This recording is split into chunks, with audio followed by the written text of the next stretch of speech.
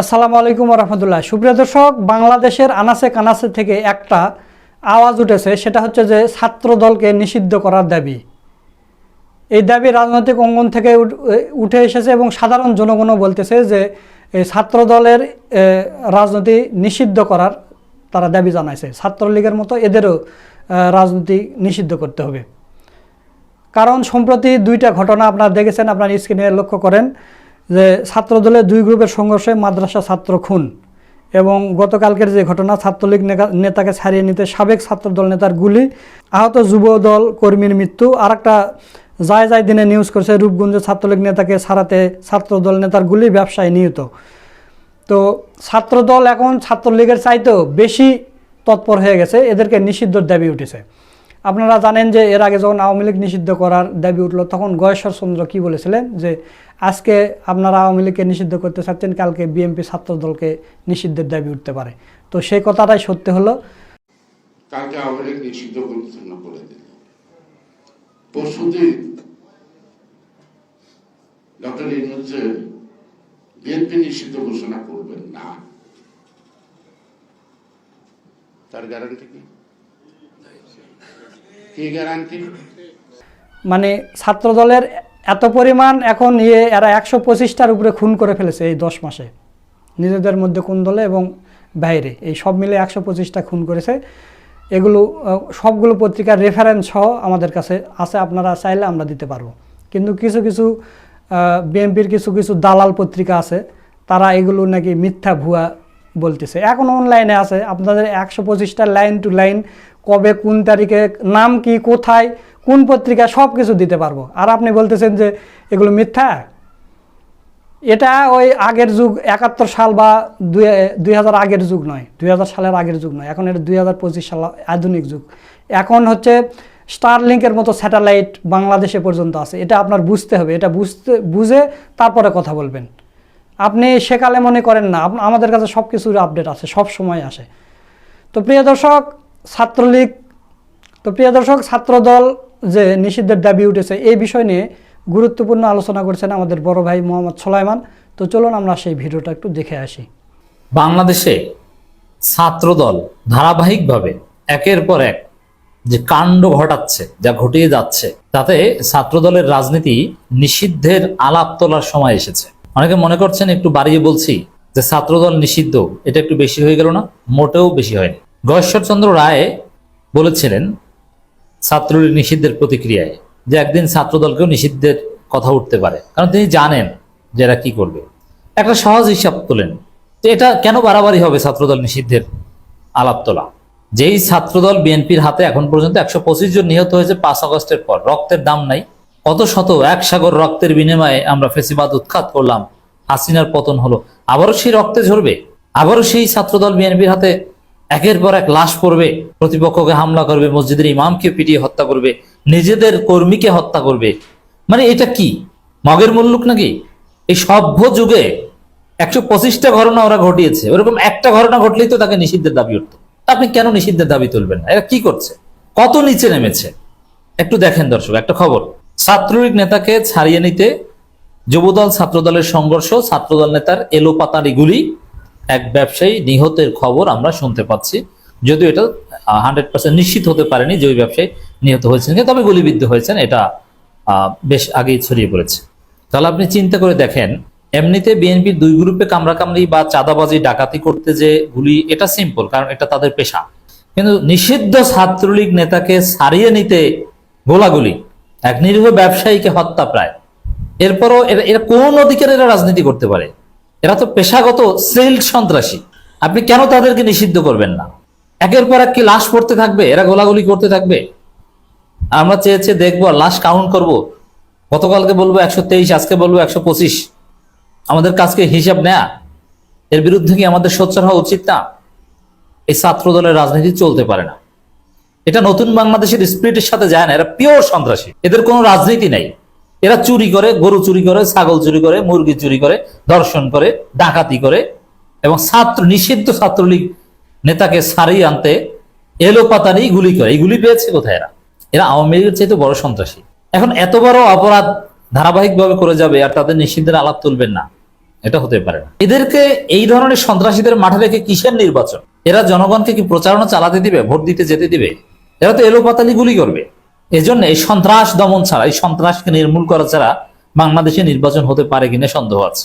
নির্বাচনের প্রচারণা শুরু হলেই দেখবেন যে বিএনপি সন্ত্রাস শুরু করেছে, তারপরে সেই সন্ত্রাসের কারণে নির্বাচন স্থগিত হবে।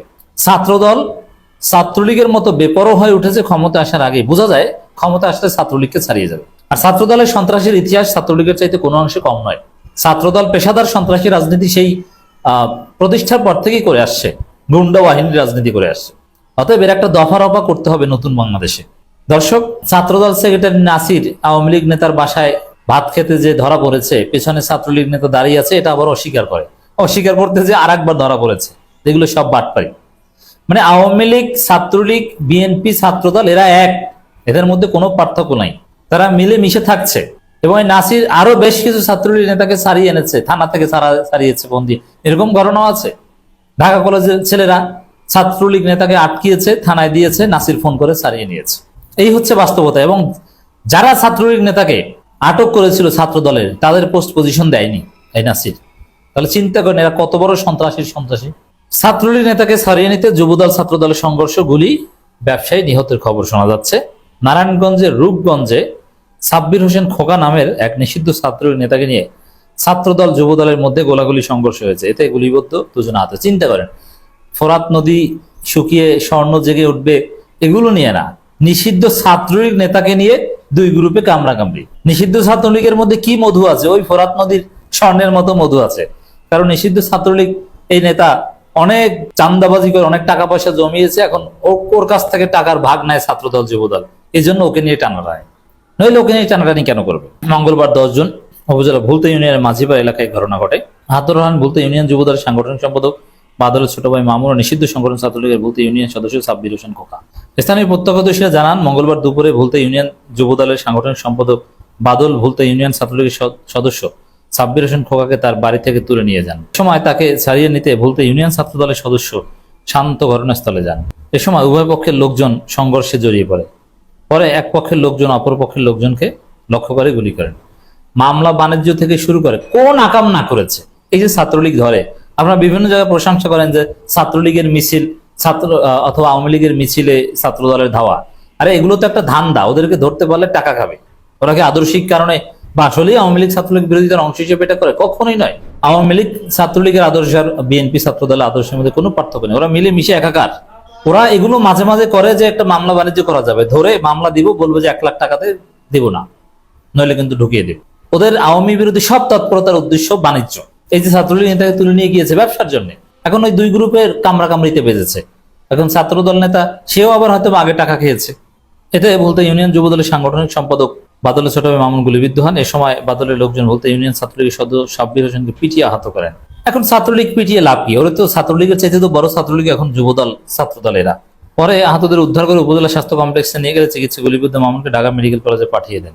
এ বিষয়ে রূপগঞ্জ থানার ওসি লিয়াকত আলী বলেন, 2 পক্ষের সংঘর্ষের খবর পেয়ে ঘটনাস্থলে পুলিশ পাঠানো হয়েছে। বর্তমান পরিস্থিতি স্বাভাবিক রয়েছে, এ কারণে আইনি পদক্ষেপ নেওয়া হবে। এখানে কেউ কেউ বলছেন যে এভাবে যে এলোপাতারি গুলি ছাত্রদল নেতার ব্যবসায়ী গুলিবিদ্ধ হয়েছে, বিভিন্ন গণমাধ্যমে এসেছে। তবে মূল ঘটনা একই, বিএনপির 2 গ্রুপে কামড়াকামড়ি, ছাত্রলীগ নেতাকে ছাড়িয়ে নিতে। এখন ওই যুবদল নেতাকে কেউ কেউ বানিয়েছে ব্যবসায়ী, কিন্তু সবাই বিএনপি, ওরা সবাই খারাপ। দর্শক, কুমিল্লা 10 আসনের একজন এমপি প্রার্থী সম্ভবত, তার উপর হামলা করেছে বিএনপির আরেক পক্ষ। ফেস দ্য পিপলের কর্ণধার সাইফুর রহমান সাগর ফেসবুকে পোস্ট দিয়ে তারেক রহমান দৃষ্টি আকর্ষণ করছেন, যেগুলো নিয়ন্ত্রণ করেন একজন সংসদ সদস্য প্রার্থী, তিনি নিরাপদ না, তার উপর হামলা চালায়। হামলা অন্য কেউ চালায়নি, বিএনপির অন্য কোনো শত্রু নেই। বিএনপির শত্রু এখন বিএনপি ধ্বংস হবে বিএনপির হাত ধরে, বিএনপির গ্রুপিং হবে। দর্শক, ছাত্রদল একটা সিদ্ধান্ত নিয়েছে। বাংলাদেশ জাতীয় ছাত্র কেন্দ্রীয় সংসদের সিদ্ধান্ত মোতাবেক সাংগঠনিক শৃঙ্খলা এবং সুনির্দিষ্ট অভিযোগের ভিত্তিতে নারায়ণগঞ্জ জেলা শাখার সাবেক প্রচার সম্পাদক জাহিদুল ইসলাম বাবুকে প্রাথমিক সদস্য পদে স্থায়ীভাবে বহিষ্কার করা হলো। এখন এই বহিষ্কারের সিদ্ধান্ত নেয়, মানুষ বলছে যে ওরে রাকিব, নাসির, তোরা পদত্যাগ কর, তোরাই তো আসল ছাত্রলীগ, আসল ঝামেলা, আসল সন্ত্রাস। ওরাই তো আওয়ামী লীগের আসল প্রশ্রয়দাতা। আওয়ামী লীগ নেতার বাড়িতে খায়, ভরি বস পেট ভরে খায়। ওদের পদত্যাগ দরকার, ওদের বহিষ্কার দরকার। ছাত্রদল সভাপতি সেক্রেটারিকে সরিয়ে দেওয়া দরকার। এরা বাংলাদেশের রাজনীতিকে কলঙ্কিত করেছে এবং এই ছাত্রদল যা করছে দেশব্যাপী, এদের নিষিদ্ধ প্রয়োজন, সাময়িক নিষেধাজ্ঞা দিয়ে এদের নিয়ন্ত্রণ করা প্রয়োজন, অথবা বিএনপির উচিত নিষিদ্ধ করে দেওয়া যেন ছাত্রদল বলতে আমাদের কিছু নেই। সুপ্রিয় দর্শক, আপনারা সুলাইমান ভাইয়ের ভিডিও সহ পুরো ভিডিওটা দেখলেন, তো আপনাদের মতামত কি? মানে এরা যেভাবে সন্ত্রাসী কর্মকাণ্ড শুরু করেছে একটা ছাত্র সংগঠন, আপনাদের মতামত কি? আপনাদের মূল্যবান মতামত জানিয়ে দিবেন যে এদেরকে নিষিদ্ধ করা ঠিক হবে কি হবে না, বা এদের সংশোধন করা উচিত কিনা। আপনাদের মূল্যবান মতামতটা অবশ্যই কমেন্টে জানিয়ে দেবেন। সকলকে ধন্যবাদ। আসসালামু আলাইকুম ওয়া রাহমাতুল্লাহ।